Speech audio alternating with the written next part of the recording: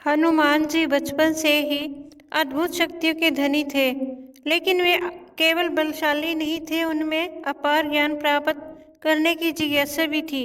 वे हर उस चीज को जानना और समझना चाहते थे जो संसार में है। एक दिन उन्होंने अपने पिता केसरी और माता अंजनी से कहा, माँ, पिताजी, मुझे ऐसा गुरु चाहिए जो मुझे सभी शास्त्र, विद्या और ज्ञान सिखा सके। तब माता अंजनी ने उन्हें समझाया कि ज्ञान के साक्षात देवता सूर्य देव हैं। सूर्य देव न केवल संसार को प्रकाश देते हैं, बल्कि वे वेदों, उपनिषदों और समस्त विद्याओं के ज्ञाता हैं। यह सुनकर हनुमान जी का मन सूर्य देव से मिलने के लिए व्याकुल हो उठा। उन्होंने तुरंत अपनी शक्ति और लगन के बल पर सूर्यलोक की यात्रा की। जब वे सूर्य देव के पास पहुंचे तो बड़े आदर से प्रार्थना की, हे प्रभु सूर्यदेव, मैं आपका शिष्य बनना चाहता हूँ, कृपया मुझे समस्त ज्ञान प्रदान करें। सूर्यदेव ने उन्हें ध्यान से देखा और कहा, हनुमान, मैं निरंतर गतिशील हूँ, मैं एक पल के लिए भी रुक नहीं सकता।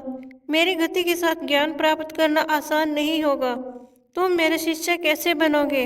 हनुमान जी ने विनम्रता और बुद्धिमत्ता से उत्तर दिया, हे प्रभु, मैं आपके सामने उल्टा मुख करके आपकी गति के साथ चलूंगा और आपके हर उपदेश को बिना किसी रुकावट के सुनूंगा।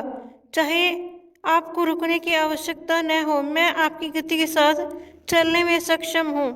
सूर्यदेव भगवान जी की इस अद्भुत निष्ठा और समर्पण से प्रभावित हुए। उन्होंने हनुमान जी को अपना शिष्य स्वीकार कर लिया। हनुमान जी ने सूर्यदेव के साथ चलते चलते वेद, उपनिषद,